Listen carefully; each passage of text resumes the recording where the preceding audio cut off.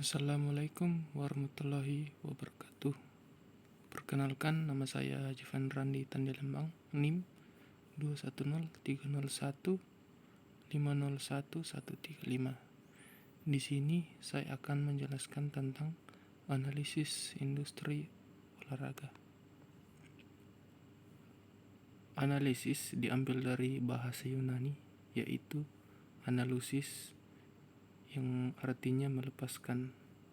Analisis adalah suatu kegiatan atau usaha yang dilakukan untuk mengamati suatu objek dengan detail dan rinci dengan cara melepaskan, menguraikan atau memisahkan antara setiap komponen penyusun objek tersebut untuk dipelajari dan dikaji lebih lanjut.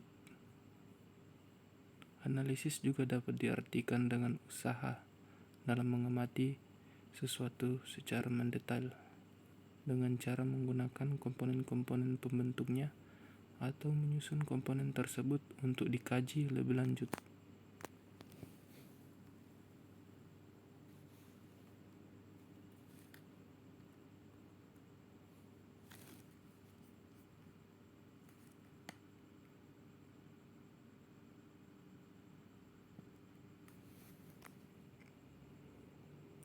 Beberapa ahli pernah menjelaskan mengenai arti analisis.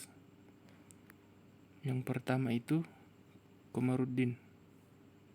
Analisis adalah aktivitas berpikir untuk menguraikan suatu keseluruhan menjadi komponen-komponen kecil sehingga dapat mengenal tanda-tanda komponen, hubungan masing-masing komponen dan fungsi setiap komponen dalam suatu keseluruhan yang terpadu.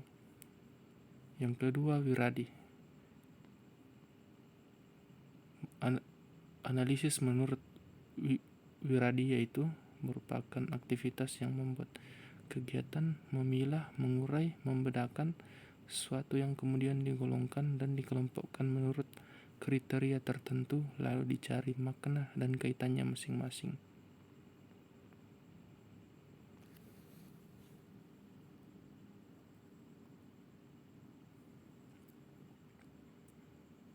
SWOT.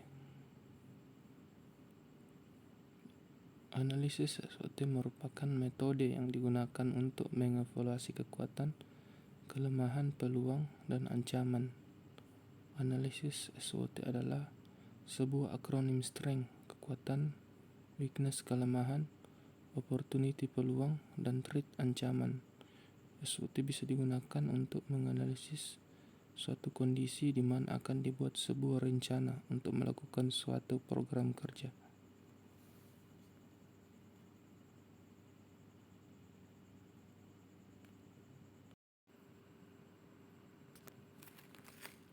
Menurut Rangkuti tahun 2009, SWOT adalah identitas berbagai faktor secara sistematis untuk merumuskan strategi pelayanan. Analisis ini dapat memaksimalkan peluang dan secara bersamaan dapat minimalkan kekurangan dan ancaman. Analisis SWOT membandingkan antara faktor eksternal dan faktor internal.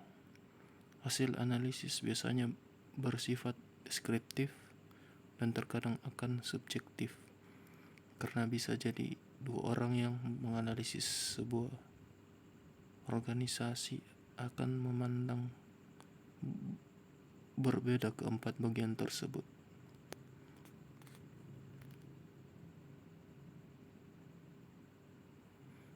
Agdon tahun 2007 menyatakan bahwa hubungan antara strength, weakness, opportunities, dan threats dalam analisis SWOT. Yang pertama, kekuatan dan kelemahan. Hal yang menjadi lawan dari kekuatan adalah kelemahan, sehingga sama dengan kekuatan, tidak semua kelemahan dari institusi harus dipaksa untuk diperbaiki, terutama untuk hal-hal yang tidak berpengaruh pada lingkungan sekitar. Yang kedua, peluang dan ancaman.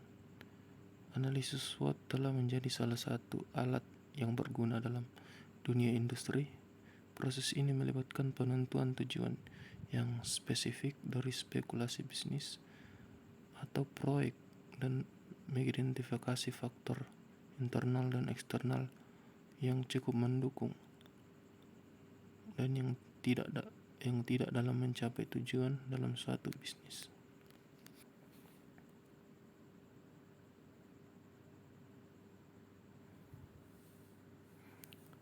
Tingkat kesiapan fungsi ditentukan oleh tingkat kesiapan masing-masing faktor yang terlibat pada setiap fungsi, sehingga analisis SWOT dapat dilakukan terhadap keseluruhan faktor dalam setiap fungsi tersebut, baik faktor internal maupun eksternal. Secara umum, analisis SWOT dipakai untuk yang pertama, menganalisis kondisi diri dan lingkungan pribadi. Yang kedua, menganalisis kondisi internal lembaga dan lingkungan eksternal lembaga. Yang ketiga, menganalisis kondisi internal perusahaan dan lingkungan eksternal perusahaan. Yang keempat, mengetahui sejauh mana diri kita dalam lingkungan kita. Yang kelima, mengetahui posisi sebuah lembaga di antara lembaga-lembaga lain. Yang keenam, mengetahui kemampuan sebuah perusahaan dalam menjalankan bisnisnya dihadapkan dengan para pesaingnya.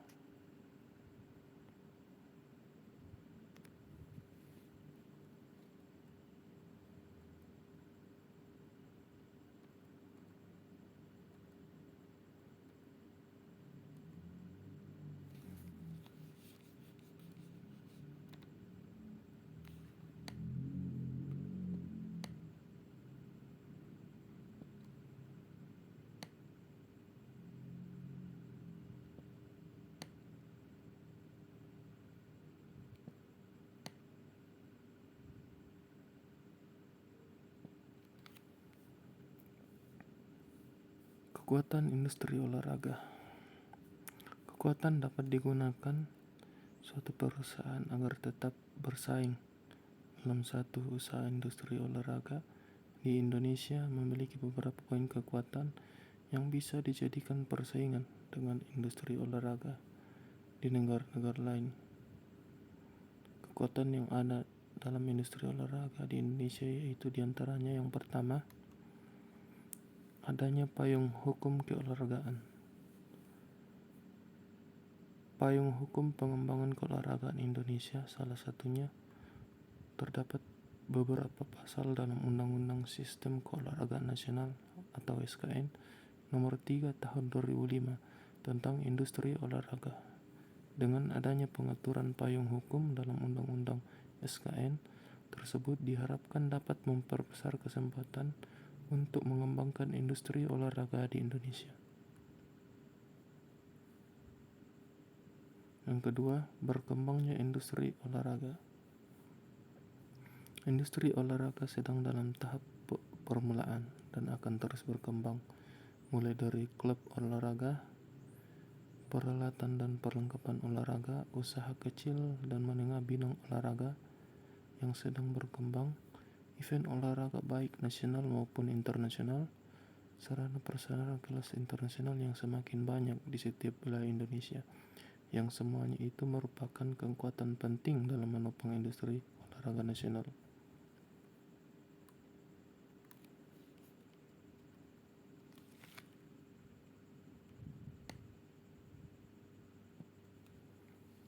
Yang ketiga, kualitas produk yang memadai. Kualitas produk olahraga Indonesia sangat memadai dikarenakan potensi sumber daya alam yang luas, sehingga bahan-bahan untuk memproduksi mudah didapat dan cukup memadai.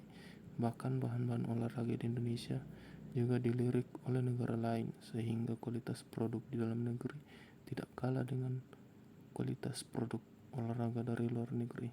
Yang keempat, harga yang terjangkau. Harga produk industri olahraga di dalam negeri tidak terlalu mahal, masih bisa terjangkau oleh kalangan menengah ke bawah, karena masih banyak di daerah-daerah yang menekuni industri kecil yang bergerak dalam bidang olahraga. Yang kelima, adanya pendidikan keolahragaan dan klub olahraga. Banyaknya jumlah pendidikan keolahragaan merupakan kekuatan dalam membangun sebuah industri olahraga nasional. Klub olahraga yang banyak di berbagai wilayah Indonesia merupakan kekuatan besar dalam olahraga nasional. Klub olahraga merupakan produsen sekaligus konsumen dari industri olahraga. Yang keenam, meningkatnya pemanfaatan teknologi informasi. Teknologi informasi dalam olahraga akan menjadi kekuatan tersendiri dalam industri olahraga nasional, sebab berubahnya perilaku konsumen merupakan akibat adanya pemanfaatan teknologi informasi. Peningkatan pemanfaatan teknologi ini akan dijadikan kekuatan industri olahraga dalam memproduksi, mengelola sampai dengan memasarkan produknya. Yang ketujuh, otonomi daerah dalam pengembangan olahraga. Adanya semangat otonomi daerah merupakan kekuatan bagi daerah untuk membangun industri olahraga yang sesuai dengan potensi dan karakter daerahnya, sehingga akan terlihat diferensiasi produk industri olahraga dari suatu daerah dengan daerah lain.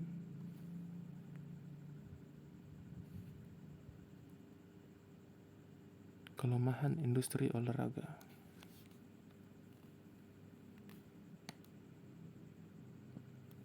Selain memiliki kekuatan, industri olahraga di Indonesia juga memiliki kelemahan. Terlepas dari kelemahan-kelemahan tersebut, pengembangan industri olahraga tetaplah harus diupayakan untuk lebih memudahkan pelaksanaan fungsi manajemen dalam menghadapi tantangan perubahan. Beberapa kelemahan dalam mengembangkan industri olahraga di Indonesia tersebut di antaranya: yang pertama, modal terbatas. Dalam dunia usaha, keterbatasan modal menjadi hambatan yang paling berat untuk memperluas usaha yang dijalankan.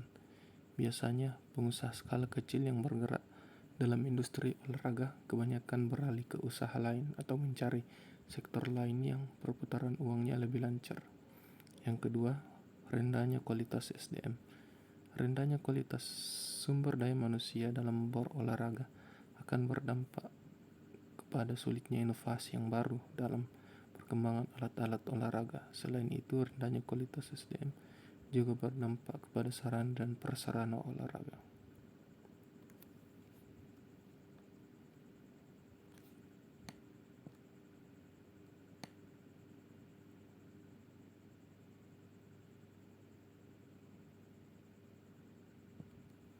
Yang ketiga, merek yang masih kurang dikenal. Merek menyebabkan image produk dalam industri olahraga dapat dikenal dari segi kualitasnya. Jika tidak ada merek, kemungkinan besar para konsumen cenderung tidak akan memilih produk tersebut. Merek itu bukan hanya sekadar logo, bukan hanya sekadar nama, atau bukan sekadar konsep yang ditempelkan pada sebuah produk. Merek atau brand memiliki makna yang lebih jauh luas di antaranya, yaitu yang pertama, kunci komunikasi, pembeda produk lain, modal intelektual, budaya internal perusahaan, dan mendorong peningkatan kinerja perusahaan. Yang keempat, belum ada sistem penghargaan terhadap pelaku industri olahraga. Belum ada penghargaan terhadap pelaku industri olahraga dapat menyebabkan menurunnya minat bagi pelaku yang sudah bergerak dalam industri olahraga, sehingga minat pelaku industri olahraga banyak yang berkurang.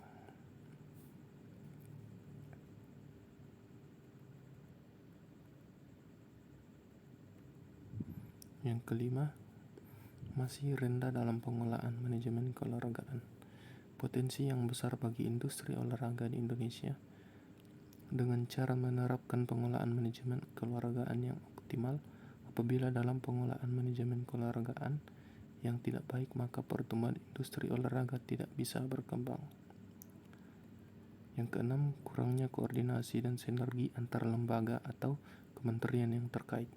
Kurangnya koordinasi yang sinergi antara lembaga dengan kementerian yang terkait. Dalam hal ini, Kementerian Pemuda dan Olahraga akan menyebabkan laju perkembangan industri olahraga akan terhambat karena kurangnya informasi dalam perkembangan industri olahraga.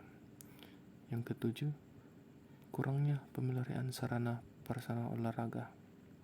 Pemeliharaan sarana dan prasarana olahraga yang tidak berdampak besar terhadap industri olahraga nasional. Apabila sarana dan prasarana tidak terawat, maka orang jarang yang melirik sarana dan prasarana olahraga tersebut. Padahal sarana dan prasarana merupakan aset penting dalam industri olahraga.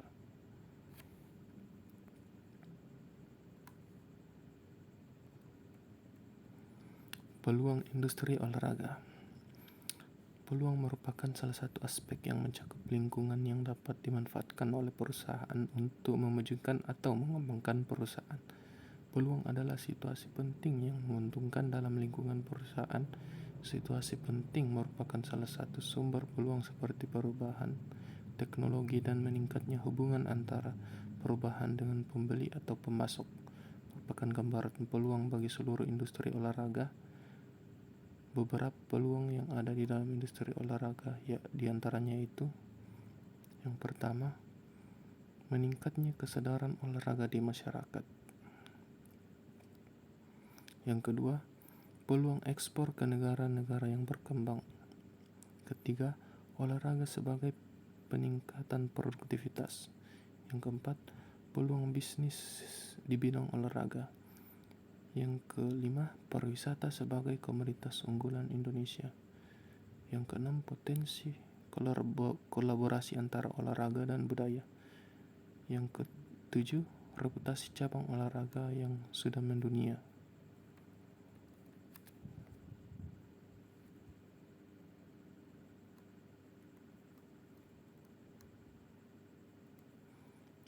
Ancaman industri olahraga. Yang pertama itu,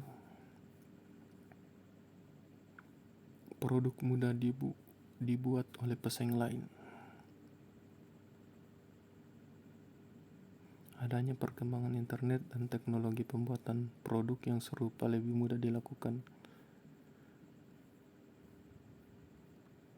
Yang kedua, persaingan merek. Persaingan merek terjadi jika suatu perusahaan menganggap para pesaing dari perusahaan lain yang menawarkan produk dan jasa yang serupa pada pelanggan yang sama dengan harga yang sama. Kehancuran merek akan terjadi oleh kehancuran industrinya karena serangan dari industri lain. Yang ketiga, kurangnya profesionalisme dalam pengelolaan olahraga.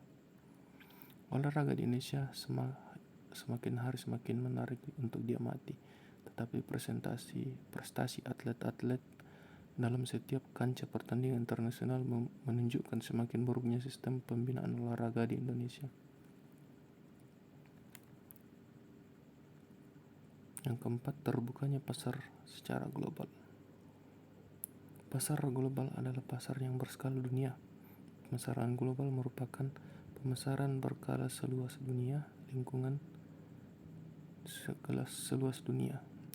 pemasaran global mempunyai kaitan dengan ekonomi, sosial dan budaya, teknologi, politik dan hukum, serta industri.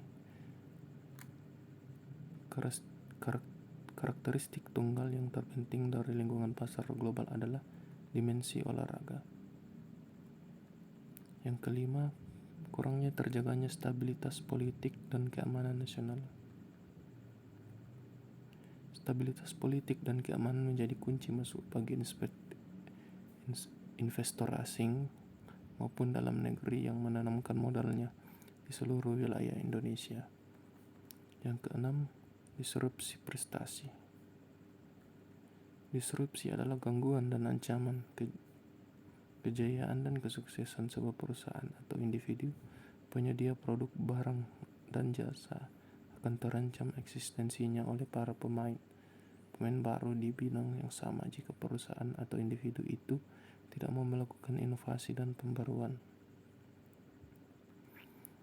Yang ketujuh, ketergantungan pendanaan olahraga dari APBD dan APBN.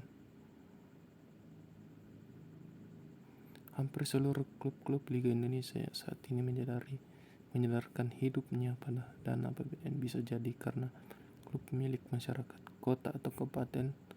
Setiap musim kompetisi tidak kurang dari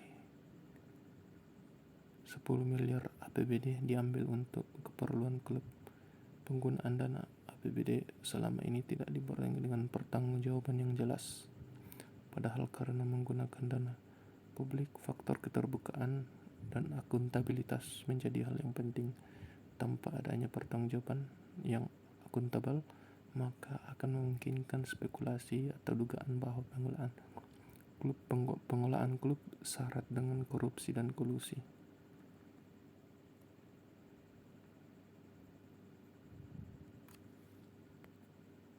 Terima kasih, kurang lebihnya mohon dimaafkan. Wassalamualaikum warahmatullahi wabarakatuh.